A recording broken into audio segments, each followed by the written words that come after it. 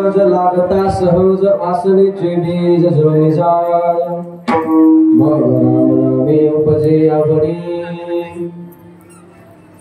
सुख घडू घडी वाढू लागे कंठी प्रेम दाटी नयनी नीर लोटे कंठी प्रेम दाटी नयनी नीर लोटे हृदयी प्रगटे राम रूप मग राम नामे उपजे आवडी सुख घडू घडी वाढू लागे तुका म्हणे साधन सुलभ गोमटे परिउपतिष्ठे पूर्व पुण्य मग राम नामे उपजे आवडी सुख घडू घडी वाढू लागे सदा पुरी भवन अविष्टगृहं तीर्थास्पदं शिवरंजनतं शरणं विद्यार्थ्यं प्रणतपाल भवाद्रिभूतं वंदे महापुरुष ते चरणारविंद श्री संतांचे माता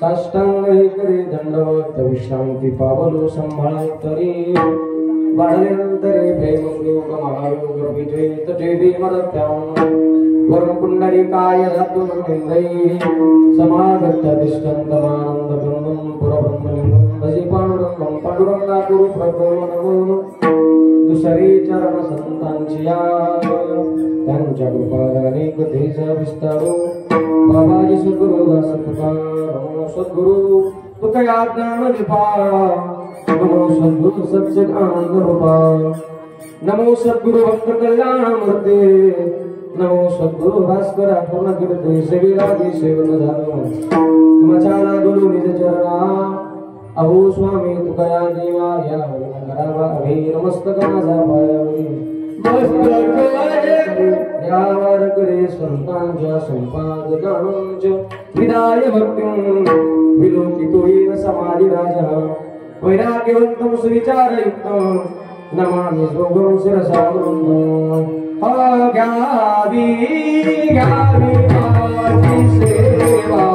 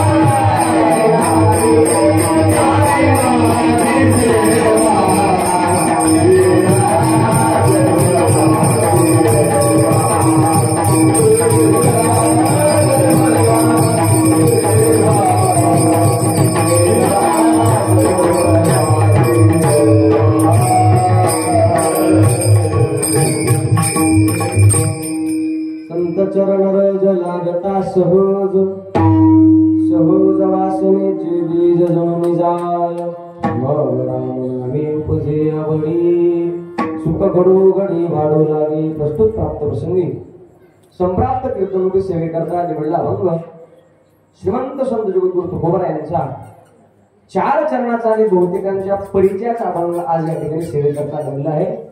श्रीमंत संत जगद्गुरु तुकोबरा या अभंगाच्या द्वारा संत महात्म्यांचं चरण रस आपल्या जीवनात जर सहज जर लागलं तर माणसाचा कसा कसा विकास होतो याचं सुंदर चिंतन करणारा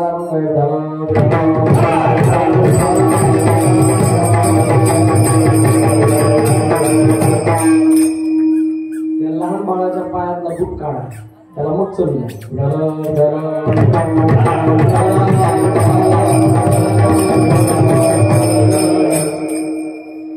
मुक्त केलेले तेजोनिधी भगवान श्री ज्ञानोबा आहे श्रीमंत संत जगद्गुरु तुकोबराय सद्गुरु जोग महाराज आणि आपल्या परिसरातील संत महंत रामकृष्ण महाराज वरबगावकर ज्ञानेश्वर माऊली चाकरवाडीकर संत कबीरदास महाराज यांच्या कृपाशीर्वादाने चालत असलेला आपला भव्यदेव स्वरूपाचा अखंड हरिनाम सप्ताह मौजी बहला वय 40 वर्ष आणि त्यातल्या 4थ्या दिवसाच्या कीर्तन सेवेत आज आपण उपस्थित आहोत.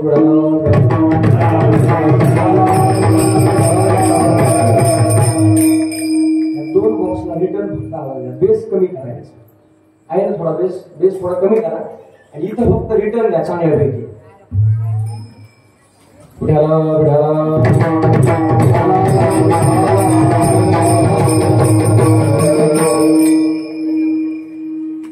आपलं हे जे गाव आहे बस बस संतांचं चरण रज प्राप्त झालेलं गाव आहे आणि संतांचं चरण रज जर आपल्या जीवनात सहज जर लागलं तर माणसाच्या जीवनात कसा कसा बदल होतो याचं उत्कृष्ट असं चिंतन करणार आपण आहे. आजची कीर्तन सेवा आपल्याला सर्वांना मिळून ही सेवा या ठिकाणी करायची आहे. सेवेकरता उपस्थित परिसरातील टाळकरी मंडळी गायक वादक सगळ्यांची उपस्थिती आहे. आदरणीय आमची परमार्थ तुम्ही परमस्नेह आदरणीय गणेशजी महाराज यांच्या संस्थेतील सर्व लहान लहान आमची गुरुवर्ग मंडळी त्यांची या ठिकाणी या कीर्तन सेवेकरता उपस्थित आहे. गोड असा जे मृदंग वाजवतात हरिभक्त बना अजय महाराज जाधव त्यांची सुद्धा या ठिकाणी उपस्थिती आहे. आमचे परमार्थ प्रेमी आदरणीय हरिभक्त परायण संदीपांजी महाराज भिक्कड ते वेळा घेऊन विण्याची सेवा करण्याकरता ते उपस्थित आहेत. परिसरातील गायक मंडळी आदरणीय हरिभक्त परायण बाप्पासाहेब महाराज आळसूळ भोगजीकर त्यांची उपस्थिती आहे. शिवदास काका पिंगळे पाथर्डीकर यांची उपस्थिती या ठिकाणी आहे. आदरणीय हरिभक्त परायणजी भारत महाराज आळसूळ त्यांची उपस्थिती आहे. गोड व्यक्तिमत्व सुंदरशी पेटी वाजवतात ते तर वाजवतात पण आमच्या गावात सुद्धा बाप्पा गोड पेटी वाजवतात त्यांची सुद्धा उपस्थिती आहे. आमचे विनायक महाराज आहेत. इकडे आहे श्रीहरी दादा बसलेले आहेत. माझ्या समोर बसलेली सर्व ही बाप मंडळी आहे आणि मी जे काही 4 शब्द आपल्या समोर बोलणार आहे त्याचा आनंद तुम्हाला होत असावा. जगद्गुरु तुकोबाराय म्हणतात पुत्राच्या विजयी पुत्राच्या विजयी पिता सुखावत जाये या न्यायाने संकल्पित वेळेमध्ये आपल्याला या अभंगावर चिंतन सेवा करायची आहे. हे जे काही मी आपल्यासमोर बोलणार आहे ते मी तुमच्याच कडून शिकलेलो आहे. सर्व भजनी मंडळ उपस्थित आहे. मला काहीच येत नव्हतं त्यामुळे या भजनी मंडळाने माझा तिरस्कार केला नाही. चांगलं येतंय मला प्रोत्साहन दिलं. सगळे अशी गोड मंडळी आहेत हे तुमच्याच कडून शिकलेलो आहे आणि तुमच्या समोर एक मांडण्याचा छोटासा प्रयत्न करणार आहे. ज्ञानोबा ज्ञानेश्वरी लिहित असताना ते एक ओवी म्हणतात. ज्ञानोबा म्हणतात ही जी काही ज्ञानेश्वरी मी लिहितोय हे माझं नाही तर हे प्रभू तुमचेच शिकविले इथं जे जे मी बोले हे प्रभू तुमचेच शिकविले या कारणे अवधारी जे आपुले आपण देवा. हे जे काही मी बोलतोय हे तुमच्याच कडून शिकलेलो आहे आणि तुमच्या समोर मांडण्याचा छोटासा प्रयत्न करणार आहे. आपल्याला सर्वांना मिळून ही चिंतन सेवा करायची आहे. माझा आवाज सगळ्यांना चांगला येतो. इथं बाहेर कट्ट्यावर बसलेल्या महिला मंडळ येतो का आवाज? येत नसला तर इथं जागा आहे आणि एवढंच ठिकाण आहे पुढं या म्हणण्याचं. इथं जागा आहे समोर या म्हणण्याचं एवढंच ठिकाण आहे. इतरत्र दुसऱ्या ठिकाणी मागे सरका म्हणतात. मागे सरका एक गंमतशीर माणूस होता. साहेब त्याला काय म्हटले मागे सरका. खाली आलेला माणूस मला काय म्हणले तुला काय नाही म्हणले मागे सरका म्हणले. मागे साहेब मला बोलले असं तो म्हणतो. साहेब मला बोलले काय बोलले मागे सरका म्हटले. म्हणून करताना इथं जी बाहेर जी बसलेली माणसं आहेत समोर आपल्या जागा आहे. एकच विनंती आहे वास्तविक म्हणजे तुम्हाला उठवण्याचा माझा हेतू अजिबात नाही परंतु बोलण्याकरता वक्त्याची आणि श्रोत्याची नजरानजर व्हावी लागते. आय कॉन्टॅक्ट करावा म्हणतात तो व्हावा लागतो. म्हणून माझी विनंती आहे. मला वाटतं मनपातल्या माणसाला ऐकत नाही काही कळले का मी काय बोलतोय.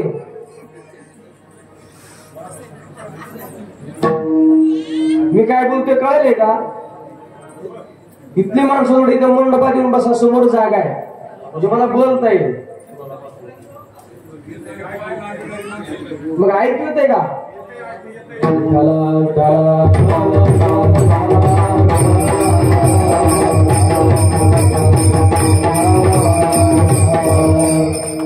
गोड असं साऊंड सिस्टम आहे. आदरणीय आमचे नितीन भाऊ त्यांनाही कोटी कोटी दंडवत आहेत. सगळ्यांच्या चरणी नतमस्तक होतो आणि सेवेला सुरुवात करतो. जगद्गुरु तुकोबारायांचा 4 करण्याचा अभंग आहे आणि अभंगातून जगद्गुरु तुकोबाराय संतांचं चरणरज आपल्या जीवनात जर सहज सहज प्राप्त झालं तर कसा कसा विकास होतो बघा. आपापसात बोलू नका. लहान लेकरं जरा शांत बसा, थोडं शांत बसा, आपापसात बोलू नका. मी जे काय बोलते थोडी जरी लिंक चुकली तर आपल्याला कळणार नाही. आणि हे कीर्तन म्हणजे ठोकाठोकी नाही. हा लेबल लावलेला महाराज आहे. सद्गुरु जो महाराज वारकरी शिक्षण संस्थेत अभ्यास केलेला आहे. काहीतरी बाजारात नाही तर मी मांडणार नाही. म्हणून करता लक्ष देऊन ऐका, चित्त देऊन ऐका. बघा, संतांचं चरणरज जर आपल्या जीवनात लागलं तर कसा कसा बदल होतो. पहिल्या दिवशी महाराजांनी नामपर चिंतन केलं, दुसऱ्या दिवशी नामपर चिंतन झालं. काल भगवंताचं सामर्थ्य, भगवान परमात्मा किती कृपावंत आहे, किती दयाळू आहे याचं चिंतन आपण आज काल केलं. थोडं संतांचं काही वर्णन करता यावं म्हणून करता संतांच्या चरणापासून मी सुरुवात केली.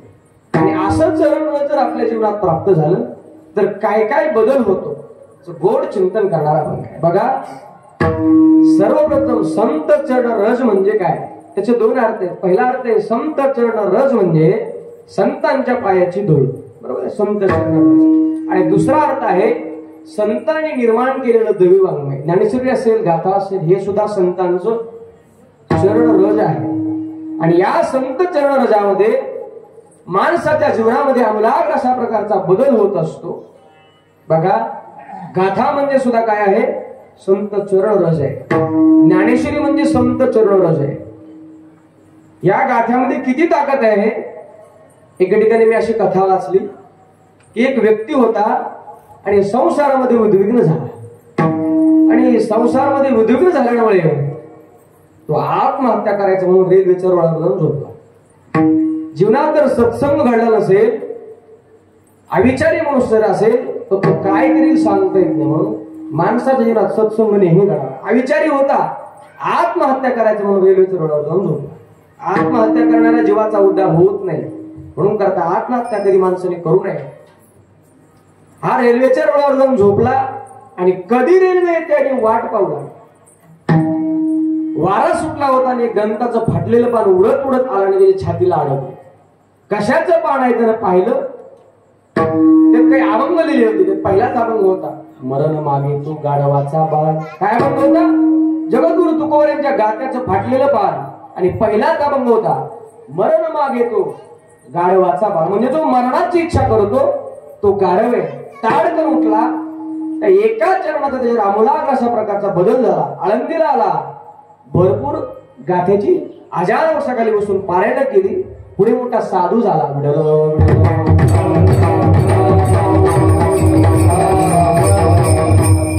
कशा करता सांगितलं मी की संतांच्या एका चरणामुळे माणसाचं जीवन उद्धारून जातं, आमूलाग्र अशा प्रकारचा बदल होतो.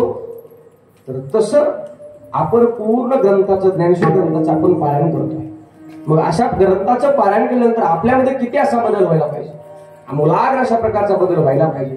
परंतु ज्ञानेश्वरी वाचत असताना नुसती वाचायची नसती तर एकतरी ओवी अनुभवावी, एखादी ओवी आपल्या जीवनात उतरवण्याचा प्रयत्न आपण केला पाहिजे. तो जर प्रयत्न आपण केला तर आपल्या मागची पिढी तशा पद्धतीने वर्तन करत असते आणि एक प्रकारचा समाज सुधारण्याचा संदेश आपल्याकडून लोकांना गेला पाहिजे. बरोबर सांगतात, एक वडील जे जे करीते दया धर्म नाम ठेविते एक अनुष्ठिती सामान्य सगोळ. आपण जे आचरण करत असतो ते आचरण लहान मुलं करत असतात. मग अशा प्रकारे आपल्याला या ठिकाणी ग्रंथाचं पारायण होत आहे. आपल्यामध्ये आमूलाग्र अशा प्रकारचा बदल घडला पाहिजे.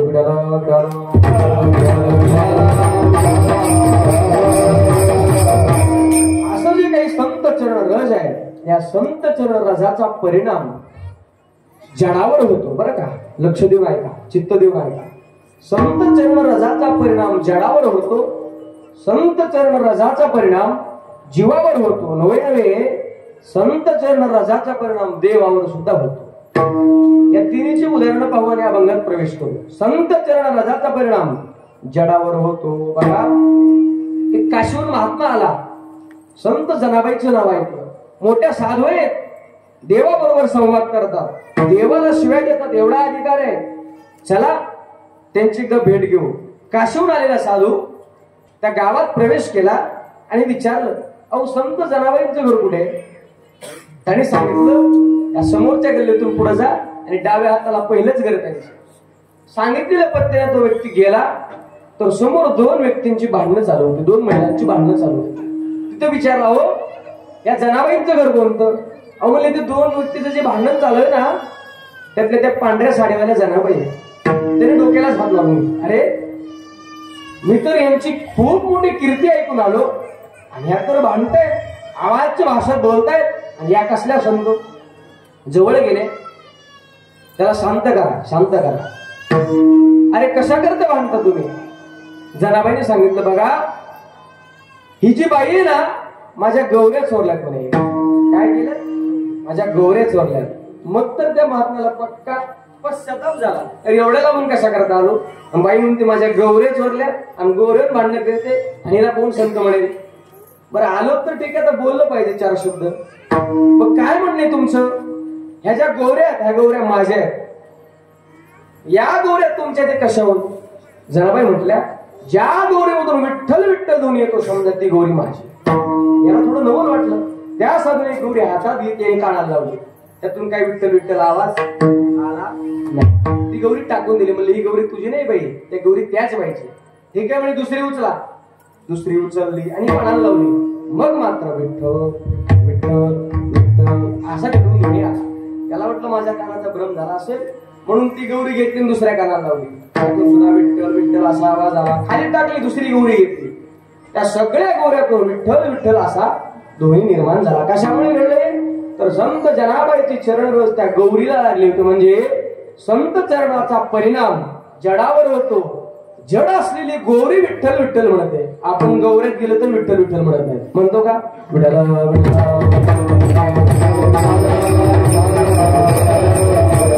बघा, मी म्हणलं आपण गौऱ्यात गेलो तरी विठ्ठल विठ्ठल म्हणत नाही.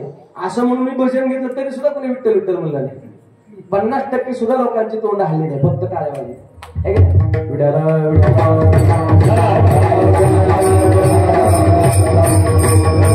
अर्थ हा संत चरण रजाचा परिणाम जडावर होतो. दुसरा आहे संत चरण रजाचा परिणाम देवावर सुद्धा होतो. एके ठिकाणी नाथ महाराज भागवतामध्ये वर्णन करतात, भगवंताच्या मुखात स्वतः भगवान परमात्मा बोलतात, म्हणतात, माझ्या ठाई जे पवित्रपण ते मज भक्ताचे निजाड, म्हणून मी भक्ता मागे आपण धावे चरण रोज वंदाया. भक्त चरण रोज वंदिता मज केवळी आली पवित्रता, माझी पायवणी वाही माथा जाण तत्वता सदाशी. भगवान परमात्मा म्हणतात की माझ्या ठिकाणी जो पवित्रपण आहे तो कोणाचा आहे? माझ्या ठाई जे पवित्रपण ते मज भक्ताचे निजाड. हा पवित्रपणा मला भक्ताकडून मिळालेला आहे. हा पवित्रपणा माझा नाही, म्हणून लोक मला पवित्र म्हणतात. माझ्या ठाई जे पवित्रपण ते मज भक्ताचे निजाण, म्हणून मी धावे चरण रोज वंदाया. म्हणून करता मी संतांची चरण रोज मला लागावी, म्हणून करता मी संतांच्या मागे मागे काय करत असतो? धावत असतो.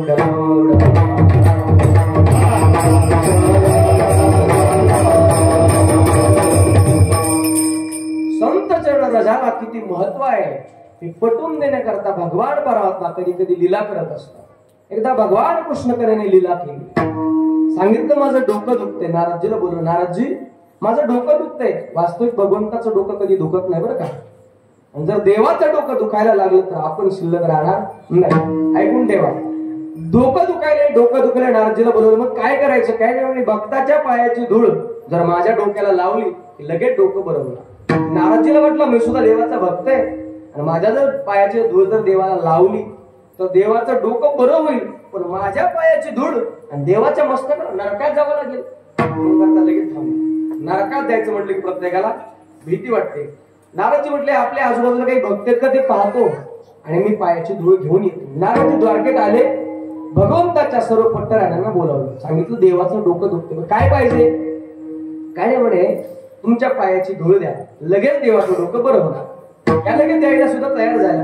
पण नारदजी म्हणले एक लक्षात ठेवा बरं का, तुम्ही तुमच्या पायाची धूळ देवाच्या मस्तकाला लावायला देता, परंतु तुम्हाला नरकात जावं लागेल. नरकात जावं लागेल लगेच थांबू, कारण नरकात जाण्याची प्रत्येकाला भीती, सत्कर्म करायचे नाही पण नरकात जायची म्हणजे भीती वाटते. नारदजी परत आले, सांगितलं प्रत्येकाला नरकात जाण्याची भीती वाटते, धूळ द्यायला कोणी तयार नाही. मग भगवान कृष्ण काय म्हणतात, तुम्ही काय करा, गोकुळात जा, तिथे माझे काही भक्त आहेत, गोपिका गोपाळ, त्यांना विचारा दे. म्हणून करता नारदजी गोकुळात गेले आणि नारदजी गोकुळात आल्याचं समजल्याबरोबर सर्व गोपिका गोपाळ नारदजी आले काहीतरी भगवान कृष्ण करण्याचा निरोप असेल, चला त्यांना भेटायला गेलं पाहिजे. मग गाली सुनताशी असणे पूजा करी काया वाचामुळे त्या ठिकाणी गेले. कसं काय येणं केलं, कसं काय येणं केलं? काही नाही म्हणे, देवाचं डोकं दुखते. कसं काय डोकं दुखायला लागलं? जास्त ऊन पडलं होतं का तिकडं? आपल्याकडे जास्त पडत आहे ना, नाही का नाही? उन्हात गेलते का भगवान परमात्मा? बरोबर, काय करायचं मग? काय नाही, तुमच्या पायाची धूळ द्या, लगेच देवाचं डोकं बरं होणार. त्याने मागचा पुढचा विचार न करता एक मोठा मातीचा ढीग तयार केला आणि भगवंताचं नामस्मरण करत त्या मातीच्या ढिगावर आनंदाने नाचले, गायले आणि सांगितलं, नारदजी तुम्हाला काय 2 ट्रक 3 ट्रक घेऊन द्यायचे ते घेऊन जा. असं म्हटल्यानंतर नारदजी म्हटले, एक लक्षात ठेवा बरं का, तुम्ही तुमच्या पायाची धूळ भगवंताच्या मस्तकाला लावण्याकरता देता, त्याने देवाचं डोकं बरं होईल, पण तुम्हाला नरकात जावं लागेल बरं का. असं म्हटल्यानंतर गोपिकाने जे उत्तर दिलं ते महत्वाचे. ते म्हटले, नारदजी एकदा काय, भगवंताचं डोकं जर दुखायचं बरं होत असेल तर आम्ही 1000 वेळा नरकात जाऊ, परंतु देवाचं डोकं राहिलं पाहिजे.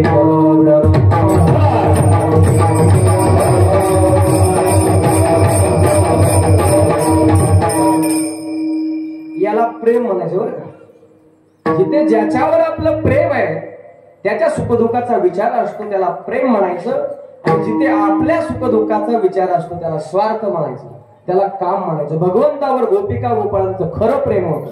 म्हणून करता भक्ताचं लक्षण सांगत असताना जगद्गुरु तुकोबार आहे, स्वरवाडा पंचम झाला, पंचम जगद्गुरु तुकोबार आहे, भक्ताचं लक्षण सांगतात. तुका म्हणे सत्य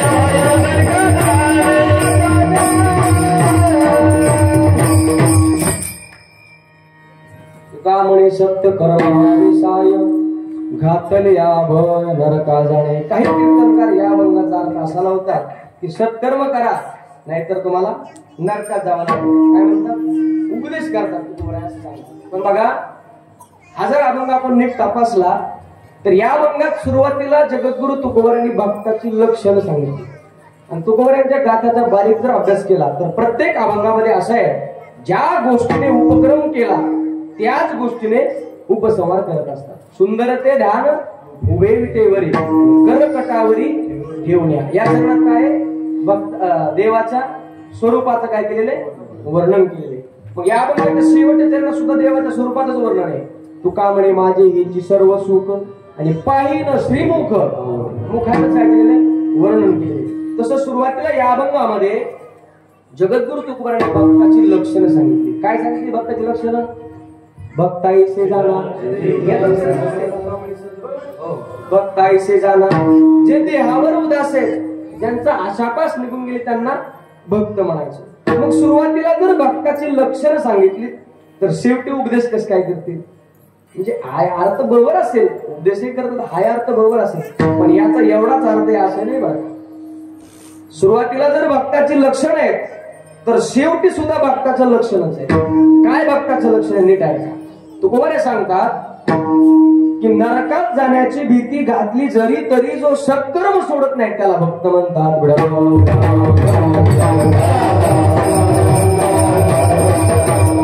नारदची गोपिका गोपाळांना म्हटले तुम्हाला नरकात जावं लागेल. म्हणले की नाही? अहो आम्हाला नरकात जावं लागलं तरी चालेल, देवाचं डोकं बरं झालं पाहिजे. याला काय म्हणायचं? सत्कर्म म्हणायचं. नरकात जाण्याची भीती घातली पण सत्कर्म करण्याचं सोडत नाही त्याला भक्त म्हणतात. हे भक्ताचं काय लक्षण आहे. आपलं चिंतन चालू होतं. संत चरण रजाचा परिणाम जीवावर होतो, संत चरण रजाचा परिणाम देवावर सुद्धा होतो आणि संत चरण रजाचा परिणाम जीवावर सुद्धा होतो. त्याप्रमाणे जगावर होतो, देवावर होतो, तसा जीवावर सुद्धा होतो. संत चरण रजाचा परिणाम जीवावर खूप प्रकारे होतो. आपण तुहा म्हणत असतो नेहमी आणि नंतर हनुमान चालीसा सुरुवात करतो. तुळशीदास स्वामी म्हणत असतात काय दोन माहिती मला? श्री गुरु चरण सरोज निजमन सुधारी आणि बरनव रघुवर विमल जसू सुदायक फलचारी. याचा अर्थ असा आहे की तुळशीदास स्वामी म्हणतात की मी माझ्या श्री गुरूंच्या चरण रजाने, श्री गुरु चरण सरोज रज निजमन मुकुर सुधारी, माझ्या श्री गुरूंच्या चरण रजाने माझा मनरूपी आरसा मी काय करतो? स्वच्छ करतो. आणि एकदा मनरूपी आरसा स्वच्छ झाला की मग काय करणार? तर भगवान प्रभू रामचंद्राचं मी नामस्मरण करणार. त्यामुळे मला 4 प्रकारच्या मुक्त्या प्राप्त होणार.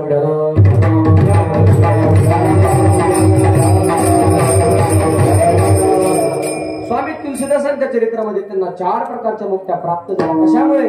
तर संतांचं चरण रजाने त्यांचा मनोरूपी आरसा स्वच्छ केला. म्हणून संत चरण रजाचा परिणाम जीवावर होतो, जडावर होतो आणि देवावरही होतो. मग असं संत चरण रज आपल्या जर जीवनात सहज प्राप्त झालं तर माणसाच्या जीवनात कसा कसा बदल होतो? महाराज अभंगाच्या पहिल्या चरणात संत चरण रज लागता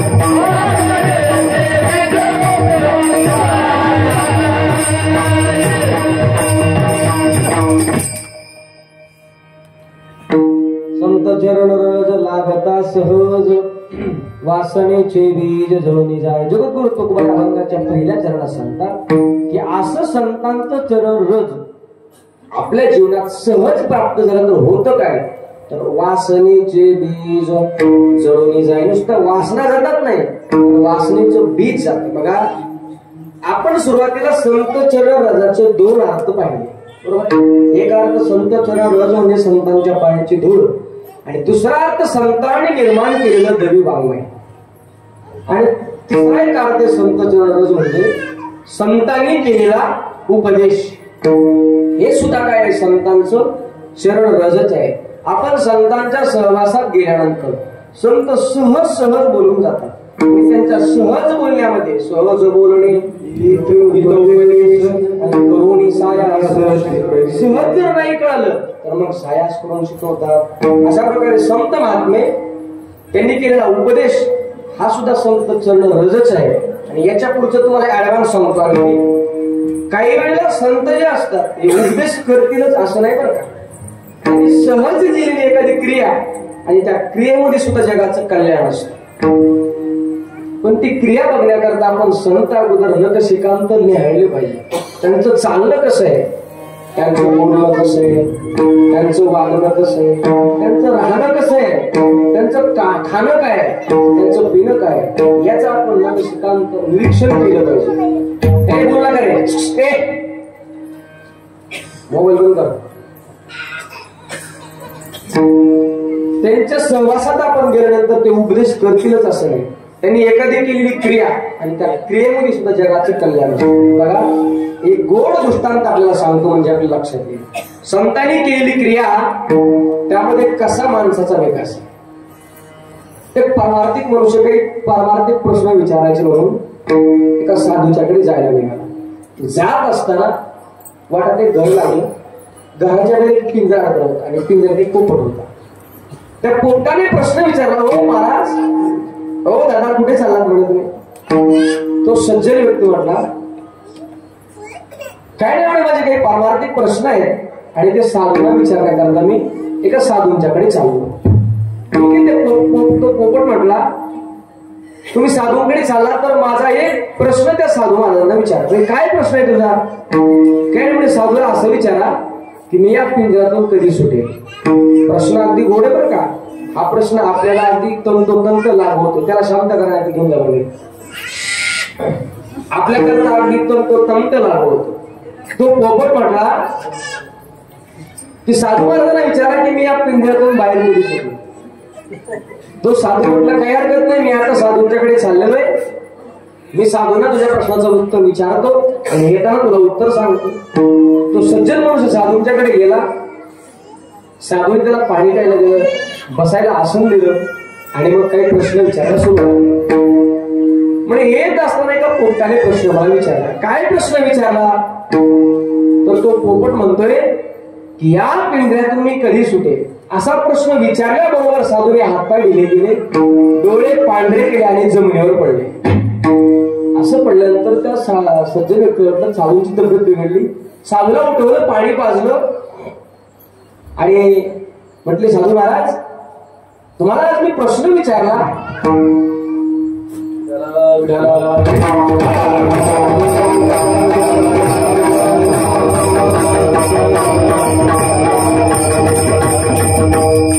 तुम्हाला मी आज प्रश्न विचारला पण तुमची तब्येत काही बरी राहत नाही.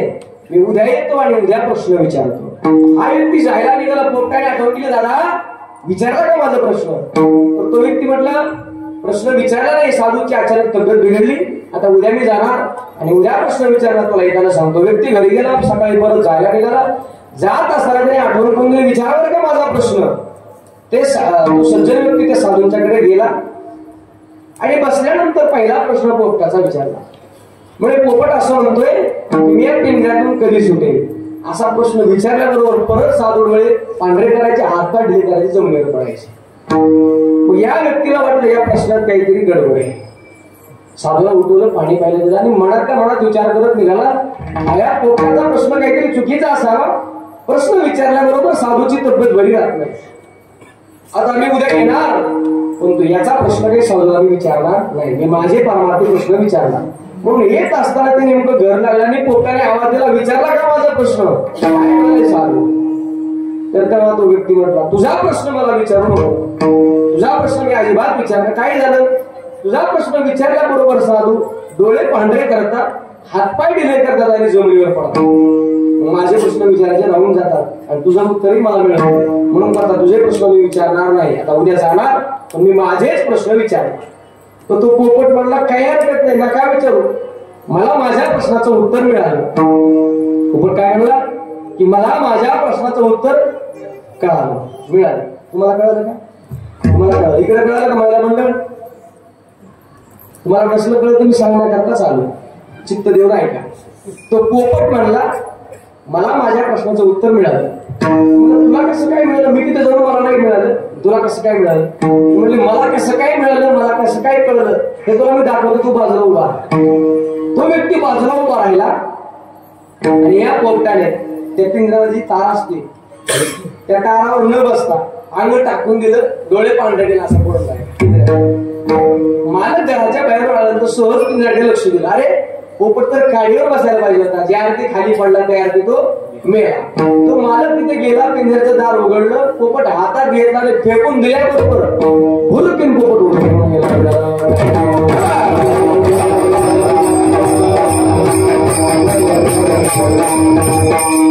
लगेच पिंजरा सुटतो, पण त्याच्याकरता मारावं लागतं.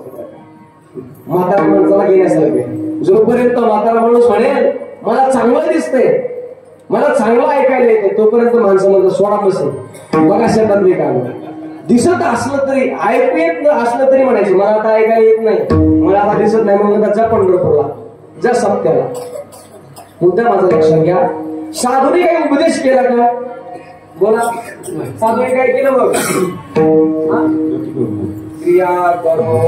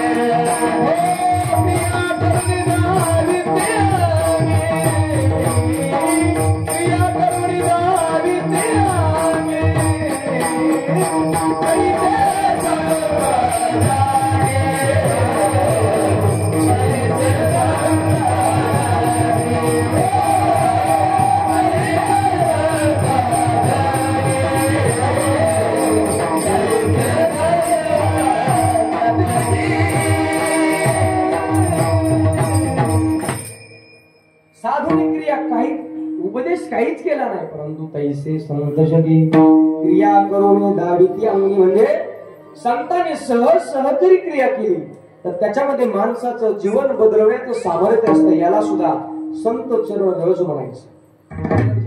जो फोटो दिसतोय त्यांनी सहज सहज बोलून जाते समाजाला. मग ते सहज कसं बोलायचे महाराज? ते सहज सृष्टीचा उपयोग करायचा, सहज सहज बोलून जायचं. वरातगावमध्ये एक सुधीर देशमुख नावाचा माणूस आहे. माझ्या पश्चात कधी जाऊन विचारा. 10वीला नापास झाला. वडील आप्पांच्या, त्यांना आप्पा म्हणायचे, आप्पांच्याकडे घेऊन आले आणि आप्पा हा मूर्ख 10वीला नापास झालाय आणि पुढे 10वीचा फॉर्म भरायचं नाही. आपण त्याच्याकडे पहिल्या 2-4 शिव्या दिल्या त्याला. त्यामुळे तुला काही कमी पडणार नाही. तो म्हणला मला शिकायचं, मला पुण्याला जायचंय. त्याला जाऊ दे, कुठे जायचं, त्याला काही कमी पडत नाही. साधूंचा शब्द सहज सहज मुखातून बाहेर पडला. तो व्यक्ती पुण्याला गेला तर आज त्याचा बेंगलोरमध्ये खूप मोठ्या प्रकारचा प्लॉटिंग विक्री, काय म्हणतात त्याला, बिझनेस आहे. तो प्लॉटिंग विक्री करतो, खरेदी करतो, त्याला बिल्डर म्हणतात. त्याचा मोठा उपक्रम आहे. त्यांच्या मला वाटतं चूल त्याच्याकडे कोणाचा तरी पुण्यच माझा कार्यक्रम होता, वर गेलो होतो. त्यांनी बसल्या सांगितलं आपण ते शिवेत माझं कल्याण आहे. तसं नावाने सांगतात दयाची निसात सुखे म्हणून वेद सदैव सच्चिदानंद काढवावे ते. साधूने दिलेल्या शिव्यामध्ये सुद्धा जगाचं कल्याण असतं. हे काय संत संत चरण रज आहे किंवा सहज त्यांच्या एकता गोष्टी परमार्थ पोटी दृढावे. बरोबर आहे. ज्ञान सिंधू संदीपन दादा त्यांच्या मुखातलं वाक्य ते चिंतन करत असताना सांगायचे सहज त्यांच्या एकता गोष्टी. मी सहज मामासाहेबांचा उपदेश माझ्या कानावर पडला आणि अमूलाग्र अशा प्रकारचा बदल माझ्यामध्ये घडला. मामासाहेब म्हणजे काही सर्वसामान्य व्यक्ती नाही. प्राचार्य मामासाहेब दांडेकर पुण्यामध्ये जे काही SP कॉलेज आहे, फर्ग्युसन कॉलेज आहे, तिथे प्राचार्य होते, तिथे अध्यापक म्हणून काम करत होते. सद्गुरू जोग महाराजांचे पटशिष्य होते. सद्गुरू जोग महाराज म्हणजे जगाकरता समाजाकरता लाखो कीर्तनकार देणारा महात्मा जोग महाराज. सद्गुरू जोग महाराजांच्याकडे मारुतीबुवा ठोंबरे यांनी इच्छा व्यक्त केली होती. आपल्याकडे असलेलं जे ज्ञान आहे ते समाजाला मिळालं पाहिजे. कुणी इच्छा केली? मारुतीबुवा ठोंबरे. मारुतीबुवा ठोंबरे होते जुन्नरचे, म्हणजे नारायणगाव पडले, म्हणजे जिथे तमासगीर राहतात आणि म्हणून ते तमासगीरच होते बरं का. परंतु संतांचे सहज शब्द तोंडातून बाहेर पडले आणि आमूलाग्र अशा प्रकारचा बदल घडला.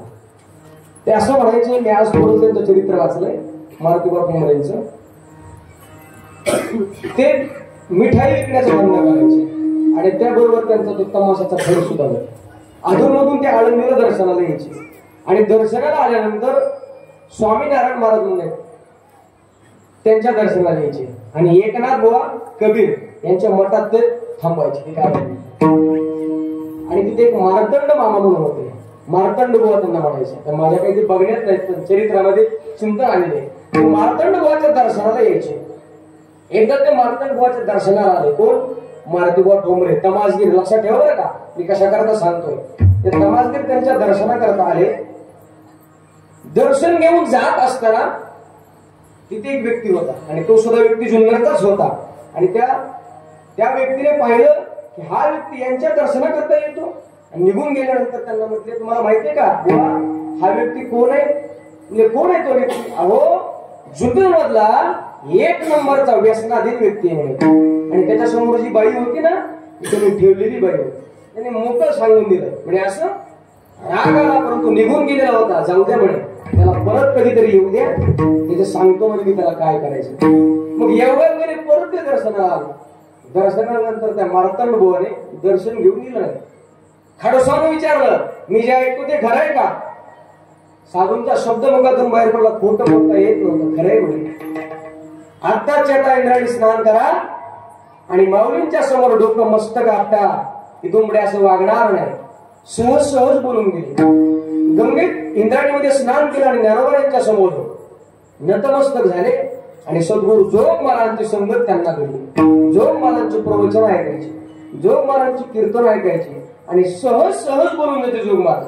ज्याला आपलं कल्याण व्हावं असं वाटतंय त्याने जगाकडे पाठच केली पाहिजे. बघा, आपण परमार्थ करतो, पण परमार्थ करत असताना दिखाव्याचा परमार्थ करतो. मला वाटतं आपण परमार्थ करत असताना आपण केलेला परमार्थ लोकांना किती आवडतो याच्यापेक्षा देवाला आपण केलेला परमार्थ किती आवडतो इकडे आपलं लक्ष जास्त असलं पाहिजे. आपलं परमार्थ लोकांकडेच आहे. लोकांना आपला केलेला परमार्थ आवडतो का, आपण इकडे जास्त लक्ष देतो. आपली पूजा करत असताना आपण किती निष्ठेने पूजा करतो सांगू का तुम्हाला? मी माझ्या डोळ्याने बघितलंय. गावाचं नाव सुद्धा सांगतो, पण उगाच विकंड निर्माण होतो म्हणून गावाचं नाव सांगत नाही. पर्याय पाहुणे रवाय तिथं असतात, ते म्हणतील महाराजांनी आमचे वास तुमच्या गावात मोजले. काय माझं बोलणं? पूजा करत होता आणि बाहेर शिळे तुकडे वाळत घातले होते. परत ते कुटके करण्याकरता ते कुठलं खात होत ते माणसाने बघितलं पूजा करणाऱ्या. अहो बघता काय त्याने रंगात फेकून मारला कुत्र्याला.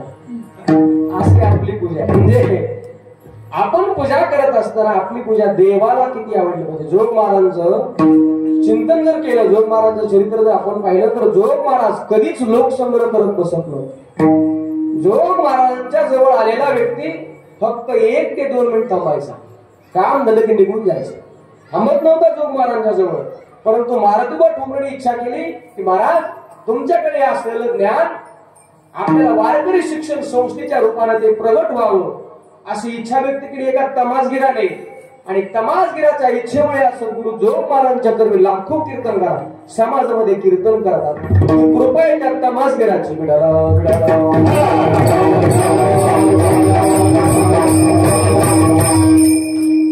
नकशिकांत माणूस वाया गेलेला होता, मरतेवर ठोकले, परंतु संगत संतांची नवी आणि सहज सहज केलेला उपदेश जगाकरता लाखो कीर्तनकार घेऊन जातात. ही क्रांती जोग महाराजांची, क्रांती सद्गुरु मारुती बुवांची. जोग महाराजांचं थोडं चिंतन जर केलं तर ते लोकमान्य नव्हते बरं का, ते देवमान्य होते. चरित्रामध्ये असं आलेलं आहे की मुंबईहून काही माणसं जोग महाराजांची तारीख घेण्याकरता आपल्या जुन्या संस्थेमध्ये आली, जी माऊलींच्या मंदिरासमोर आता संस्था आहे. कार्यालयात जोग महाराज बसलेले होते आणि आल्यानंतर बसले, पाणी प्यायला गेलं. कुठून आलात, कसं काय आलात? काही नाही म्हणे, आम्ही मुंबईहून आलो, आमच्या सप्ताहात तुमच्या कीर्तनाची तारीख पाहिली. जोग महाराजांनी डायरी काढली आणि पाहिलं की अहो पण ही तारीख तर गेलेली आहे. ते माणसं म्हणले काहीतरी ऍडजस्ट करा. तेव्हापासून चालू बरं का ऍडजस्ट करायचं, तारखा मागं पुढे करायचं, तेव्हापासून चालू. जोग महाराज म्हणले एकदा घेतलेला शब्द माघारी फिरत नसतो, लिहून ठेवले म्हणे, जावं लागेल, मला तुमच्या कीर्तनाकडे येता येणार नाही. या लोकांना वाटलं सर्वसामान्य जोग महाराज आम्ही मुंबईत आलो आणि आमचं ऐकत नाही. मग त्या टायमाला लोकमान्य टिळकांचं खूप नाव होतं. ते पुण्यामध्ये गेले आणि लोकमान्य टिळकांना म्हटले आम्ही जोग महाराजांची तारीख घेण्याकरता आळंदीत आलो, जोग महाराज तारीख देत नाही. लोकमान्य टिळकांनी एक लेटर लिहून दिलं, त्यामुळे ते जोग महाराजांना बघा आता तुम्हाला तारीख देते. ते लेटर घेऊन ते माणसं परत जोग महाराजांकडे आले. आल्यानंतर महाराज म्हणले तुम्हाला एकदा सांगितलं मी तारीख मिळणार नाही, तुम्ही परत का आलात? ऐकाकडे हे लेटर घ्या वाचा. जोग महाराजांनी ते लेटर वाचलं आणि मग खडसावून सांगितलं ऐका, सद्गुरु जोग महाराज लोक म्हणण्याचं ऐकत नाही, सद्गुरु जोग महाराज देव म्हणण्याचंच ऐकतो.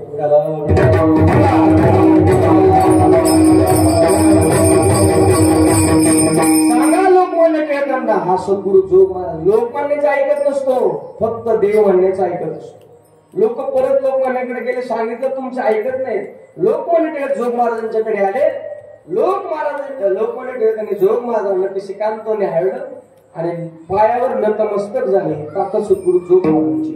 त्या काळापासून लोकमान्य टिळकांना कोणतीही अडचण निर्माण होऊ द्या, काही प्रश्न जर सुटत नसेल तर ते प्रश्न सोडण्याकरता जोग महाराजांकडे यायचे. ही ताकद जोग महाराजांची.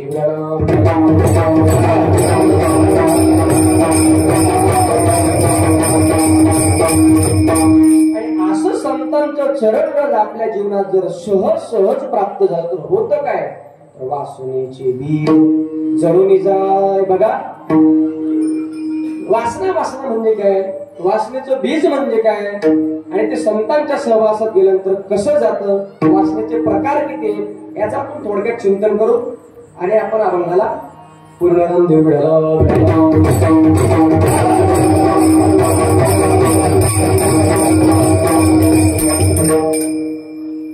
वासना याचा अर्थ असा की अज्ञानपूर्वक जेवढे काही इच्छा आहेत त्याला वासना असं म्हणायचं. आपल्या अंतःकरणामध्ये संस्कार रूपाने जी इच्छा आहे त्याला वासना असं म्हणायचं. इच्छा वेगळी बरं का आणि वासना वेगळी. दादा गणेश महाराज, तहान लागल्यानंतर पाणी प्यावंसं वाटतं, ही काय बोला इच्छा, ही इच्छा आहे. परंतु तहान नसताना भलतच काहीतरी प्यावंसं वाटलं, भाऊ माझ्याकडे लक्ष नाही, त्याचं लक्ष काहीच नाही. तहान नसताना भलतच काहीच प्यावंसं वाटतं, ही वासना आहे महाराज. भूक लागल्यानंतर भाकरी खावीशी वाटली, काय इच्छा आहे. परंतु भूक नसताना भलतच काहीच खावं वाटलं, ही वासना आहे. बघा आज समाज वासनेमुळे कमी दुःखी बरं का, इच्छेमुळे कमी दुःखी आहे, पण तो वासनेमुळे जास्त दुःखी आहे. आज खायला अन्नच मिळत नाही म्हणून कोणी दुःखी आहे का? भगवंताने त्याची काही ना काही सोय केलेली आहे, पण तुम्हाला अमुकच खायला पाहिजे म्हणून माणसं दुःखी आहे. आज घालायला कपडेच नाहीत म्हणून कोणी दुःखी आहे का? अजिबात नाही. परंतु मला अमुक सारखीच साडी पाहिजे याचं दुःख जास्त. मला वाटतं या वर्गापेक्षा या वर्गाला याचं दुःख जास्त आहे. संक्रांतीच्या सर्व एखादी नवीन साडी पाहिली की तशीच साडी असावी असा हट्ट पतीकडे धरतात. ही वासना माणसाला काय करत असते, दुःख देत असते. बघा आज राहायला घरच नाही म्हणून कोणी दुःखी नाही, पण तुम्हाला अमुकच किंवा दुसऱ्यासारखं घर पाहिजे, ही वासना माणसाला दुःख देते. रावणाच्या जीवनामध्ये जे दुःख प्राप्त झालं ते इच्छेमुळे प्राप्त झालं का वासनेमुळे? वासनेमुळे प्राप्त झालं. रावणाकडे किती मोठी संपत्ती होती तरी सुद्धा रावणाने आपल्या मोठ्या भावाला त्या ठिकाणी पिटाळून लावला आणि रावणाने संपत्ती हडप केली. रावणाला 80,000 बायका, बरोबर. त्याच्यामध्ये मुख्य होती मंदोदरी. परंतु मुख्य मंदोदरी असताना सुद्धा सीतामाईला पाहिला आणि वासना पती झाली. विचारच जर केला इथे रामायण सांगणारी माणसं आहेत, सीतामाईपेक्षा कितीतरी पटीनं सुंदर होती मंदोदरी. तिचं नाव आहे मंदोदरी. एक सुंदरपणाचं लक्षण आहे मंद उदरी. उदर म्हणजे पोट. तिचं पोट लहान आहे ती मंदोदरी आणि असं विख्यात असतात त्यामध्ये मंदोदरी सुंदर होती. पण सीतेला पाहिलं आणि त्या ठिकाणी वासना पती झाली. रावण ही कोणी व्यक्ती नाही बरं का. रावण ही वृत्ती आहे, वृत्ती. एक अध्यात्म रामायण सांगतं की तीर्थवा मोहार्णत्वम तत्वा काम क्रोधादि राक्षस शांतिम सीता समास्तिष्यो आत्मा रामो विराजते. एका श्लोकात अध्यात्म रामायण सांगितलंय. काय म्हणतात की हत्वा तीर्थवा मोहार्णत्व. मोहाला जो आपल्याला रोग लागलेला आहे या मोहाला नष्ट करायचे. हत्वा काम क्रोधादि राक्षस. आपल्या अंतःकरणाचे काम क्रोधादि राक्षस आहेत यांना मारायचंय आणि शांती रूपी सीता आपल्याला काय करायची? प्रगट करायची. एकदा शांती रूपी सीता प्रगट झाली की तो माणूस कोण होत असतो? देव होत असतो. म्हणून करता रावण ही कोणी व्यक्ती नाही, रावण ही वृत्ती आहे. माणसाच्या जीवनात कोणता दुर्गुण कधी प्रवेश करील बरं का बाबा सांगता येत नाही. बसल्या बसल्या कीर्तनात बसल्या बसल्या जर झोप यायला लागली तर समजायचं कुंभकर्ण आलाय का तपासायचं पुढे बरं का. कुंभकर्ण ही व्यक्ती आहे, ही वृत्ती आहे. बसल्या बसल्या जर एकमेकात भांडण लावण्याची वृत्ती जर निर्माण झाली तर समजायचं मंथरा आली. मंथराने काय केली? भांडणं लावली. तसं परत स्त्रीकडे पाप दृष्टीने पाहण्याची वृत्ती निर्माण झाली. एखाद्याला त्रास देण्याची जर वृत्ती निर्माण झाली तर समजायचं रावणाला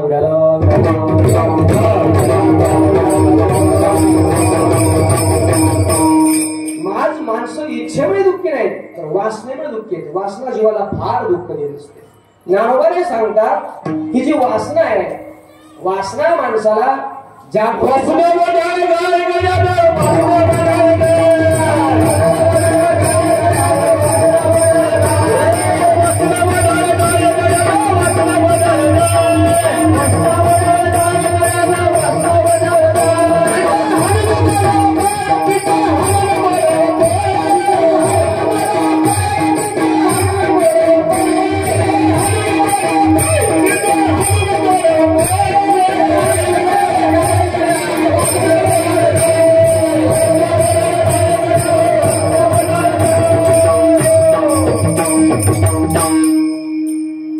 वासना आहे कसे ओढाळ गाय सहजासहजी आकळता येत नाही. हेच आपलं चिंतन चालू आहे. ज्ञानोबारे सांगतात ही जी वासना आहे ना जागृतीत दुःख देते असं नाही तरी वासना माणसाला स्वप्नात सुद्धा दुःख देते. नवला ऐकले धनुर्धरा कैसा वासनेचा संसारा देहा भोगी देव जगरा सुख दुःखी भोगी. काही माणसं झोपूनच आरडत ओरडत पडतात. त्यांना कोण दुःख देतं तर वासना दुःख देते. वासना एवढी विचित्र आहे. वासना माणसाला पुन्हा पुन्हा जन्म घ्यायला लागतो. जन्म घेणे लागे वासनेच्या संगी त्याची झाली आणि हरिलो. प्रसिद्ध उदाहरण आपल्याला माहिती जळभरीत राजाचे. जळभरीत राजा खूप श्रीमंत होता. त्याचं वर्णन विश्वमौली ज्ञानोबराने मदारसा प्रकरणात केलेले आहे. 18-12 वनस्पती पुढे पळे वादी बाई त्या पुकर नदी गंगा वादी ज्या घरी कुल स्त्रिया राज्य राणी व संपत्ती आणि हे सुख सांगून या कासया योग सेविती. असा हा कोण होता? जडभरीत राजा होता. सगळ्या गोष्टीची अनुकूलता असताना सर्व कारभार आपल्या मुलांच्यावर सोपवला आणि मी आता देवाचा झालो या दृष्टिकोनातून ते जंगलात नामस्मरण करण्याकरता आले. गंगेवर स्नान करायचे. आता मी देवाचा आहे सतत भगवंताचं चिंतन करायचे. एकदा गंगेवर स्नानाला गेले असता एक हरणाचं पाडस वाहत आलं. बिचारा मरून जाईल त्याची दया निर्माण झाली. त्याला बाहेर काढलं. त्याला कोरड्या कपड्याने स्वच्छ केलं. त्याला गवत खाऊ घालायचे. त्याला दूध पाजायचे. गंमत अशी झाली कालाच्या ओघात त्या हरणाच्या ठिकाणी त्यांची वासना पतित झाली. बघा जंगलात आले तर याच्याकरता मी देवाचा याच्या असं म्हणायचे ते. पण ते बोलता बोलता असं म्हणायचे मी देवाचा आणि हरे राजाचं इथं चुकलं. आपलं इथं चुकतं. बघा आपण जर देवाचं तर आपलं घर कोणाचं? देवाचं. आपली संपत्ती कोणाची? मंदिराच्या नावावर सातबारा करू नका, करू नका. फक्त ती मानायची असते, म्हणजे आली तरी अभिमान होत नाही आणि गेली तरी त्याचं दुःख होत नाही, फक्त मानायचं असतं. पण राजा म्हणायचा मी देवाचा आणि हरिण माझं. मग राजा हा तपवान होता तरी सुद्धा त्याला हरणाच्या जन्माला प्राप्त व्हावं लागलं. वासनेचा संग होय अंतकाळी तरी तपोबळी जन्मभरी. कितीही तपवान असू द्या, कितीही तपाने बलवान असू द्या, पण जर वासना जर शिल्लक राहिली तर जन्म घ्यावा लागतो. आता हे आपल्या आजूबाजूची काही माणसं बसलेली आहेत, प्रत्येक एकमेकांच्या वासनेमध्ये गुंतले आहेत, म्हणून यांना जन्म प्राप्त झालेला आहे. मामासाहेब सांगायचे की एक व्यक्ती होता, त्याला मुलबाळ होत नव्हतं, पण बऱ्याच वर्षांनी मुलबाळ झाला.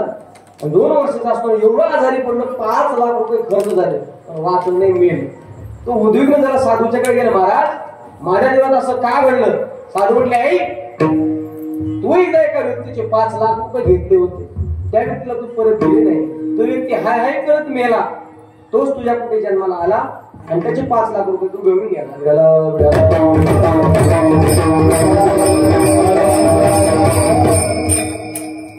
वासनेमुळे माणसाला जन्म प्राप्त होत असतो. वासना खूप विचित्र आहे. शास्त्राने वासनेचे काही प्रकार सांगितले. त्याच्यामध्ये मुख्य आहे, पहिली आहे देह वासना, दुसरी आहे लोक वासना, तिसरी आहे शास्त्र वासना. देह वासनेच्या संबंधाने 3 प्रकार पडतात. पहिली आहे आरोग्य वासना, दुसरी आहे आयुष्य वासना आणि तिसरी आहे सौंदर्य वासना. प्रत्येकाला असं वाटत असतं की मला कुठल्याही प्रकारचा रोग होऊ नये, ही आरोग्य वासना आहे. मुळात आपलं हे जे शरीर आहे, शरीर दुःखाचे कोटार, रोगाचे भांडार आणि दुर्गंधीचे धार नाही अपवित्र शरीर आहे. मुळातच शरीराच्या ठिकाणी रोग असतात, आतमध्ये रोग असतात, पण रोग प्रतिकार शक्ती कमी झाली तर रोग काय करत असतो? अटॅक करत असतो. तसं या शरीराकडून आपलं शरीर निरोगी राहिलं पाहिजे अशी अपेक्षा कधी करू नये. मी एकदा संचिती हॉस्पिटलला पुण्यामध्ये गेलो होतो. नारायणगडचे मठाधिपती शिवाजी बाबाची गाडी होती, भेटण्याकरता गेलो आळंदीत पाठाला होतो तेव्हा, आणि वापस आलो, मला रात्रभर झोप आली नाही. काय लोक एकदम कसला आजार झालाय, आपल्याला जर असा आजार झाला तर मला 2 दिवस झोपच नाही आली. ही आरोग्य वासना आहे. शरीराकडे ही वासना आपण ठेवू नये. चांगलं खावं, चांगलं प्यावं, परंतु आपलं शरीर निरोगी राहीलच हे सांगता येत नाही, अशी वासना माणसाने ठेवू नये.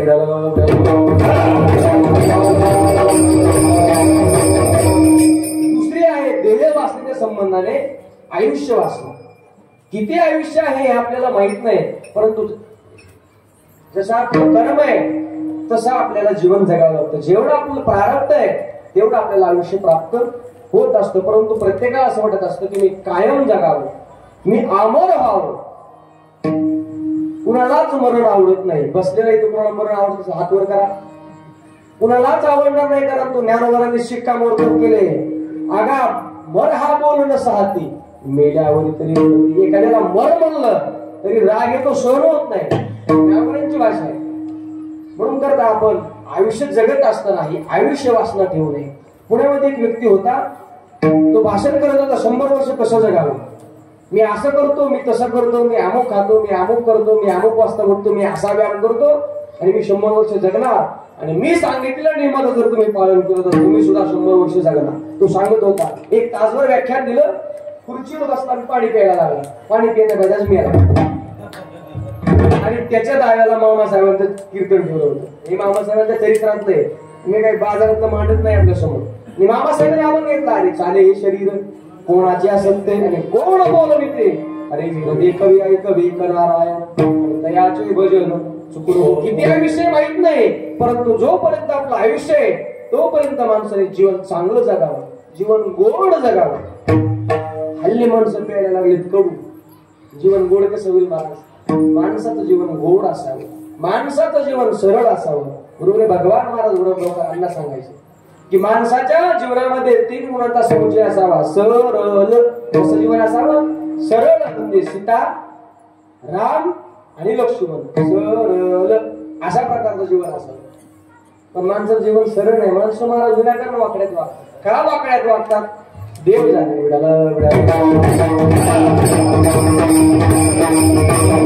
ह्याच्या संबंधाने आरोग्य वासना ठेवू नये, आयुष्य वासना ठेवणे आणि सौंदर्य वासना ठेवणे.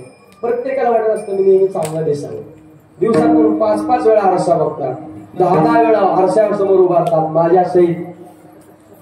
तुम्हाला राग येईल माझ्या सहित 10-10 वेळा आरशासमोर उभारतात. कुठल्या केसेचा केस बाजूला गेलाय का 10-10 वेळा बघतात माझ्या सहित. ही सौंदर्य वासना आहे महाराज. माणूस जन्माला आला की त्याच्या मागे 6 विकार लागत असतात. अस्थि, जायते, वर्धते, विपरिणमते, विनश्यते, अपक्षीयते आणि विनश्यते. बस हे 6 विकार माणसाच्या जीवनामध्ये माणूस जन्माला आला की लागत असतात. बघा लहान मुलगा असावा, उदाहरण देतो. आमचा क्लासमेटची मुलगी आहे, माझ्या मनात सोडा, ती लहान आहे. तिला समजा दप्तर घातलं, तिला पाठीमागे एक चांगलं काजळ लावलेले, चुन चुन तुझ्या पायात घुंगर वाजतात आणि ती अंगणवाडीत येते. आणि वडाखाली आल्याबरोबर एखाद्यानं कळत लगे म्हणून थांबरे बाळा एक पोटकी दे असं म्हणतो असं म्हणतो का नाही? असं लोक म्हणायचे बरं का. मी वाड्यातून यायला लागलो की लोक मला पांढऱ्या म्हणायचे. मला सुद्धा माहिती आहे बरेच वेळा यांचं वाड्यात घर होतं, लोक मला उचलून घ्यायचे. परंतु माझं वय आता 80 होऊ द्या, एखाद्या मायाने म्हणून थांबव मला एक पोटकी द्या दिल का कोणी असं म्हणेल का कोणी? कारण जसं माणसाचं वय वाढतं तसं शरीरावर सुरकुत्या पडत असतात. मुद्दा मी माझ्या घेऊन बोललो, तुमच्या घेऊन बोलत म्हणजे मला महाराज असं म्हणला आहे का नाही. पण मी सौंदर्य वासना आहे, ही वासना माणसाने ठेवू नये. देहाच्या संबंध ह्या 3 वासना आहे. ह्या वासना माणसाने ठेवू नये, त्या दुःख देत असतात. दुसरे आहे लोक वासना. प्रत्येकाला वाटत असतं की मला लोकांनी चांगलं म्हणावं, ही महाराज लोक वासना आहे. परंतु लोक 10 लोक आपल्याला चांगले म्हणणार असतील तर 5 लोक आपल्याला नाव ठेवले असतील. भगवंताने मुद्दाम आपल्याकरता जन्माला घातले का आपण जमिनीवर चालावं म्हणून. सगळे जर चांगले म्हटले आपल्याला तर आपण हवेतच चालू ना, म्हणून करता 5 माणसं त्याच्याकरता जन्माला लागले असतात. अहो प्रवराम चंद्राला लोकांनी सोडलं नाव ठेवण्याच्या बाबतीत. मग आपलं काय देतंय? आपल्याला लोक नाव ठेवणारच, परंतु लोकांना असं वाटत असतं लोकांनी आम्हाला नेहमी चांगलं म्हणावं. म्हणून मामासाहेबांनी सांगितलं की लोक मरायच्या अगोदर स्वतःचा पुतळा बांधून ठेवतात, त्याच्याकरता मंदिराची जागा बांधून ठेवतात. लोकांनी मेल्यावर माझं सुद्धा दर्शन करावं. बघा लोक वासना सुटत नाही महाराज. माणसाने नेहमी आम्हाला चांगलं म्हणावं, माझी नेहमी स्तुती करावी असं लोकांना नेहमी वाटत असतं. बघा तुकोबारांचा एक अभंग आहे. एखादा जर व्यक्ती एखाद्याच्या घरी येत नसेल तर काय म्हणतात? भेटीशी न जाता म्हणते हा गरबी किंवा निष्ठुर. आणि सारखं जर आपण जायला लागलो तर येता जाता घर मेल्याने आमच्या उमरेला साल ठेवली नाही असं म्हणतो. सारखं जायला लागलो तर साल ठेवली नाही म्हणतात. आणि आपण जायला जर जात नसाल तर काय गरबी आमच्याकडे येत नाही असं बोलतात. लग्न करू जाता म्हणते हा मातला न करिता झाला न कुसुम. म्हणून तू गोरा म्हणतात ऐका तू का म्हणे आता ऐका वचन आणि तेजोनी याजन भक्ती करा. म्हणून करता समाजाकडे लक्ष देऊ नका, समाज काय म्हणतो इकडे लक्ष देऊ नका. ही लोक वासना आहे महाराज. लोक वासना दुःख देत असते. आणि तिसरी आहे शास्त्र वासना. प्रत्येकाला वाटत असतं की मला सगळं आलं पाहिजे, मला पकवाज वाजवायला यावा, मला म्हणता यावं, मला हार्मोनियम वाजवता यावी, मला कीर्तन करता यावं, माझा गाथा पाठ असावा, माझी ज्ञानेश्वरी पाठ असावी, प्रत्येकाला वाटत असतं. परंतु भगवंताने आपल्याला जी बुद्धी दिली आहे त्या बुद्धीमध्ये जी आकलन करायची क्षमता आहे, जेवढं आपल्याला प्राप्त झालं त्यात माणसाने समाधानी असावं. हाताची 5 बोटं सारखी नाही तो तर माणसाची बुद्धी काय सारखी असेल. म्हणून करता ही शास्त्र वासना आहे. ही वासना माणसाने ठेवू नये. ही वासना दुःख देते. कोणती असू द्या वासना काय करत असते? दुःख देत असते. आणि ही वासनेपासून माणसाला निवृत्त होण्याकरता संतांची चरण प्राप्त झाली पाहिजेत. मग संत चरण लागता सहज. फारसा आटाच करण्याची गरज नाही. सहज सहज जर ते संत चरण लागलं तर होत काय तर वासनेचे बीज जळून जाय. बघा वासना जातात असं नाही तर महाराज सांगतात वासनेचं बीज जातं. बसलेली माणसं सांगा का वासना गेल्या पाहिजेत का वासनेचं बीज गेलं पाहिजे? वासनेचं बीज गेलं पाहिजे. काही वेळेला कीर्तनात बसल्यानंतर काही माणसांना असं वाटतं आता आम्ही तुकाराम महाराजच झालो. कीर्तनकाराचं बोलून ऐकतात नको बाबा तंबाखू काहीच खायची नाही टाकून देतात. बसल्या बसल्या वाटतं आता मी तुकाराम महाराजच झालो. आणि कीर्तनाच्या मंडपाच्या बाहेर गेलं अरे शांभो अरे खाडा तंबाखू. महाराजाचं कामच ते सांगायचं द्या सोडून काढा तंबाखू. हे स्मशान वैराग्य नको आहे. ज्ञानोबा याच्याकरता गोड ओवी सांगतात. ज्ञानोबा म्हणतात निद्रिताच्या उशाशी सर्प तैसे उर्वसे. ज्ञानोबा म्हणतात एखादा झोपलेला व्यक्ती आहे आणि त्याच्या उशाला एका बाजूला उर्वशी आहे आणि एका बाजूला साप आहे. मग तो जोपर्यंत झोपीत आहे तोपर्यंत उर्वशी बद्दल प्रेम नाही आणि सापाबद्दल द्वेष नाही. कधीपर्यंत? जोपर्यंत झोपीत आहे तोपर्यंत. आणि जागा झाला उर्वशी बद्दल प्रेमही आहे आणि सापाबद्दल द्वेष भीती सुद्धा आहे. मग नुसत्या वासना गेलेत का? वासना नुसतं गेल्यासारखा दिसतात. तर वासनेचं बीज कसं आहे? शिल्लक आहे. मग हे वासनेचं बीज कोणतं आहे? तर याला एकमेव उत्तर आहे, वासनेचं बीज आहे अज्ञान. अज्ञानामुळे काय होतं? ते तर इच्छा ही कुमारी झाली, मग कामाच्या तारुण्य आली आणि ते तर द्वेषेशी मांडवी वराडी नवऱ्यांची ओवी आहे. मग ही इच्छा कशी कुमारी झाली याच्या अगोदरची ओवी आहे. आता पारण करणारी माणसं ती वाचून घ्या. अहंकार तनुशी वालव तन म्हणजे शरीर. शरीराच्या ठिकाणी माणसाने अहंकार धारण केल्यामुळे ही इच्छा काय झाली? तारुण्याला आली. माणसं अज्ञानाने वागायला लागले. मी देह आहे असं म्हणायला लागले. कशामुळे? अज्ञानामुळे. ते तर अज्ञाने करुडे तिने विकल्पाचे माने मग विवरणी तिचे पुढे देहो ऐसे. परंतु या सगळ्या वासना जात असतात ज्या वेळेला आपण संतांच्या संगतीत जाऊ. संतांच्या संगतीत गेलं की संत आपल्याला काय करतात? बोध देतात. ते ज्ञानभेदा बरवे जरी मनी आती आणावी तरी संत या बजावे. सर्वस्वी शेती ज्ञानाचा कुंटा एक सेवा दारवंटा. तो स्वाधीन करी सुभटा ओळवून तनु म्हणू जवी. चरणाशी लागावी आणि अगरवता करावे दास्य सकळ. आणि मग अपेक्षित आपुले ही सांगतील पुसले जेणे अंतःकरण बोधले. संकल्पाने संतांच्या संगतीत गेल्यानंतर आपल्या संकल्प वासना थांबतात. खरं काय खोटं काय याचा ज्ञान आपल्याला होतं. त्याचा आपल्याला संत महात्मे काय करतात? तर बोध दिला मग सांगा ते मार्ग धाविला लेट. पुढं काय बघू? भ्रांती समोर गेली दिसू लागली वाट आणि नाचत प्रेमचंदे चालू लागलो सपाट. आणि एका जनार्दनी पावलो पंढरी पेठ. ही साधना होत असते कधी? जेव्हा आपण संतांच्या संगतीत जाऊ तेव्हा घडत असतात. मग संतांच्या संगतीत बसल्यानंतर होतं काय? बैसता संतांची संगती करून आले कमलापती. आपली कोणीच नव्हती निश्चय चित्ती झाला. आपल्याला माहिती आहे आपलं कोणीच नाही, पण हा निश्चित चित्ता दृढ होतो कधी? जेव्हा आपण संतांच्या संगतीत जाऊ. आणि मग संतांच्या संगतीत गेलं की संकल्प वासना थांबतात. संसार हा अनित्य आहे, भगवान परमात्मा नित्य आहे हे आपल्याला समजतं. आणि मग रामनामाविषयी आवड निर्मळ.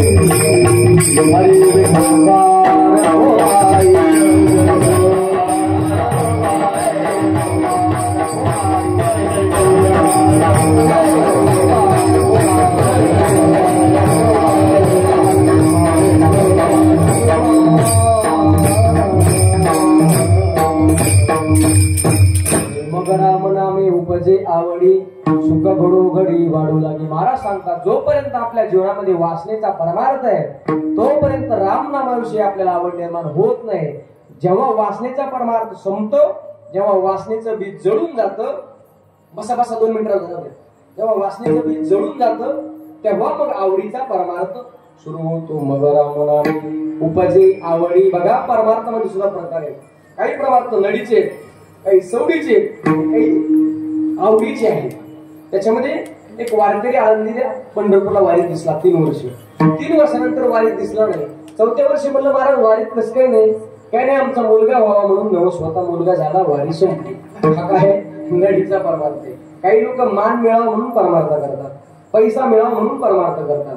समाजामध्ये प्रतिष्ठा मिळावं म्हणून परमार्थ करतात. मी म्हणतो असला परमार्थ करण्यापेक्षा न करणारा बरा. असला परमार्थ काही कामाचा नाही. परमार्थ हा आवडीचा असावा. बरोबर आहे सांगा. आवडी आणि लाजवी व्यसन आणि शिनवी पिसे आणि न बोलवी तरी ते काही. परमार्थ करत असताना आवडीने परमार्थ केला पाहिजे.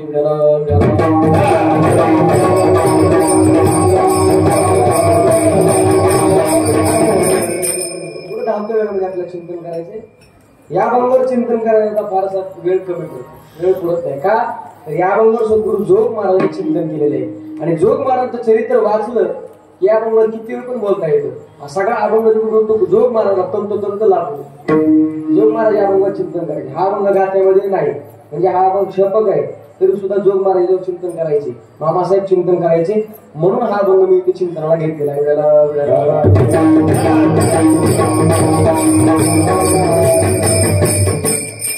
मग राम नामे उपजे आवडी. भगवान परमात्म्याच्या नावाविषयी एकदा का आवड निर्माण झाली की मग सुख घडोघडी वाढू लागली. सुखाचे सुद्धा 3 प्रकार शास्त्रकार सांगतात. एक आहे भक्ती सुख, विषय सुख आणि ब्रह्मसुख. मग याच्यातलं भक्ती सुख आपल्याला महत्वाचं आहे. ब्रह्मसुख हे स्थिर आहे, विषयातलं सुख नेहमी कमी होणार आहे. परंतु भक्ती सुख कसं आहे, अंगी प्रेमाचे बढते, नेगे उतार चढते, अशा प्रकारचं सुख आपल्याला प्राप्त होत असतं. आणि हे सुख एकदा का प्राप्त झालं की ते सुख आपल्या चेहऱ्यावर दिसायला लागतं. बघा, आपला जो चेहरा आहे ना, हा आपल्या अंतःकरणाचा आरसा आहे. एखाद्या व्यक्तीने आपल्याकडे जर पाहिलं तर त्याच्या मनात काय चाललंय आपल्याला लगेच कळतं. तुम्हाला कळत नसेल तरी पण मला कळतं बरं का, कुणाच्या मनात माझ्याबद्दल काय आहे. चेहरा बघितला की मी सांगतो, कारण आपला चेहरा आहे ना आपल्या अंतःकरणाचा आरसा आहे. आत राग आला चेहऱ्यावर लक्ष देतो, आत प्रेम आलं चेहरा बघितलं लक्ष देतं, आत लोभ आला चेहरा बघितलं काय होत असतं, लक्ष देत असतं. बघा, तुकोबरे सांगतात की तुका म्हणे मेघ नाचवी मयुरे लपविता खरे येत नाही. मेघ जर दाटून आले तर मोराचा पिसारा ऑटोमॅटिक खोलला जातो. तुम्ही किती त्याचा बांधून किंवा पिसारा मनानं पसरतो. तसं आज जर भगवान परमात्मा आला तर ते सुख आपल्या चेहऱ्यावर दिसायला लागतं. आणि मग त्या चेहऱ्यामध्ये त्या माणसात काय काय बदल दिसतो, अभंगाचा 3रा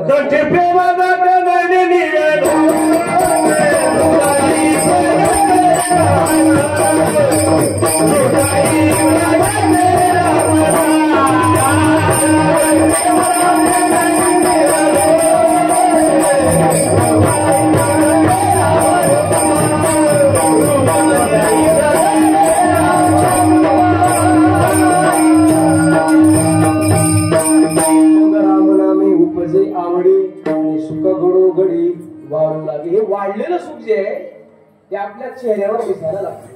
ते अष्टसात्विक भाव आहेत, त्यातल्या 2 भावाचं वर्णन तुकोबरा करतात. कंठी प्रेम लाटे, नैनी निरलोटे. नुसतं भगवान परमात्म्याचं आपण जर चिंतन केलं, नुसतं भगवंताची आपल्याला जर आठवण आली तर आपला कंठ दाटून येतो, डोळ्यातून अश्रू यायला लागतात. आपण जर पूजा करायला लागलो डोळ्यातून अश्रू यायला लागतात. समजायचं आपला परमार्थ यथार्थ रीती चालू आहे.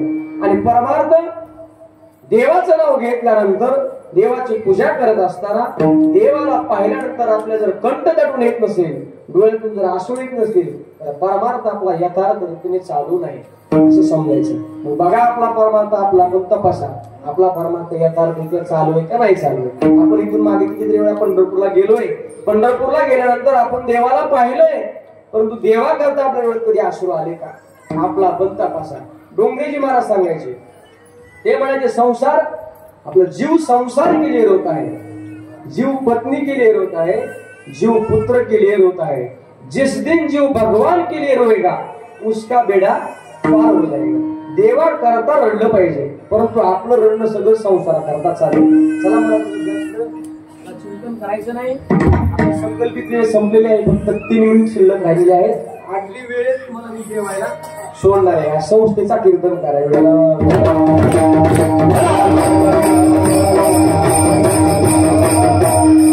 हा परमार्थ करत असताना आपला कंठ दाटून आला पाहिजे, डोळ्यातून अश्रू आली पाहिजे, तर ते अश्रू खरे असले पाहिजे बरं का. काही वेळेला असं असतं की सासूसाठी रडे सून आणि भावांतरीचा भिन्न, हे रडणं वेगळं आहे. किंवा कीर्तनाची वेळी रडे पडे लोळे आणि प्रेमाविने डोळे गळतात. इथं पहाडी पारगाव नावाचं गाव आहे डोंगरामध्ये. कीर्तनात आम्ही गेलो आणि पहिल्या अंगात आलं ना, म्हणजे हिला पहिलं बंद करा म्हणलं. हिच्या अंगात आलेलं बंद करा. लोकांनी चांगलं बनवून हिच्या अंगात आले, तिला मंडपाच्या बाहेर काढा म्हणून सांगायला तिला माझा. हो, कीर्तनाच्या वेळी तेव्हा मला तोपर्यंत एक प्रमाण सत्यात उतरलं. तोपर्यंत लिहून ठेवलं, कीर्तनाच्या वेळी रडे पडे आणि प्रेमावी डोळे गळतात. ती गळ्यात माळ नाही तिच्या आणि तिच्या अंगात येते. खोटे बघा म्हणून करता. परमार्थ कसा असला पाहिजे? खरा असला पाहिजे. आणि तो परमार्थ करत असताना कंठी प्रेम दाटे उदयी प्रगटे राम. या भंगाची तुर्तुकवाडी काही साधना सांगितल्या. संतांचं चरण आपल्याला लागणं म्हणजे साधना आहे. मग रामनामाविषयी आवड निर्माण होणं म्हणजे साधना आहे. कंठ दाटून येणं म्हणजे ही साधना आहे. आणि ही जी काही साधना आहे ही कशी आहे? सुलभ आहे, गोमटी आहे. परंतु ज्यानं पुण्य केलेलं आहे त्यालाच प्राप्त होते.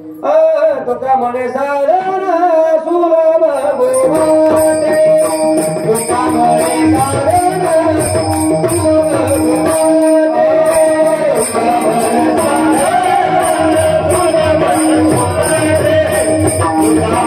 तुका म्हणे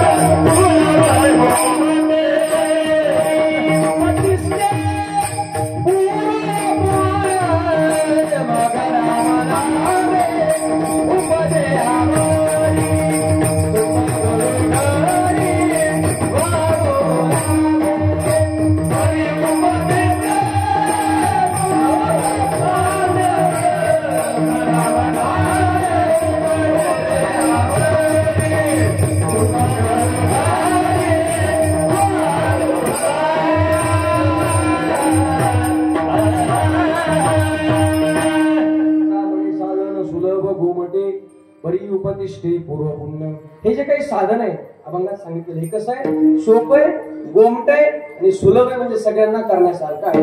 हे जर साधन आपण केलं तर दुसरी साधना आपल्याला करायची गरज नाही. आणि हे जर आपण साधन नाही केलं, दुसरी तुम्ही कितीही साधना करा, काही उपयोग होत नाही. म्हणून विश्वमाऊली ज्ञानोबाने ज्ञानेश्वरीच्या पहिल्या अध्यायात गुरुंना वंदन केलंय. मज हृदयी सद्गुरु छेडीत आलेलो हा संसार पडू, म्हणून विशेष आत्या करू. विवेकावर जैसे डोळे अंजन भेटे, देवी दृष्टीशी पाटा फुटे. मग वास पाहिजे तीर्थ प्रगटे महानदी, का चिंतामणी झाले हाते. सदा विजय वृत्ती मनोरथे, तैसा पूर्ण काम निवृत्ती ज्ञानदेव म्हणे. म्हणून जाण देणे गुरु भजिजे, तेणे कृतकार्य होईजे. आणि जैसे मूळ सिंचने सहजे, शाखा पल्लव संतोषती. एवढ्या करता मी एवढे सांगितलं. जैसे मूळ सिंचने सहजे, शाखा पल्लव संतोषती. ज्याप्रमाणे झाडाच्या मुळाला पाणी घातलं की सगळ्या झाडाचा काय होत असतो? विस्तार होत असतो. तसं आपल्या जीवनामध्ये एकमेव संतांची भेट झाली आणि मग आपल्याला संतांचा चरणरस प्राप्त होतं आणि आपण आपली सगळी साधना होत असते. म्हणून करता ही साधना माझ्याशी तुम्हाला घडावी अशी विश्वमाऊली ज्ञानोबांच्याकडे, ज्ञानदत्त हनुमंतरायांच्याकडे, विश्वमाऊली चाकरवाडीकर माऊलीदादा रामकृष्ण महाराज संत कबीरदास महाराज यांच्याकडे प्रार्थना करायची. आणि सेवेला पूर्ण नाम द्यायचा. एक साथ सगळे हात वर करा, सगळे हात वर करा. तुकाराम तुकाराम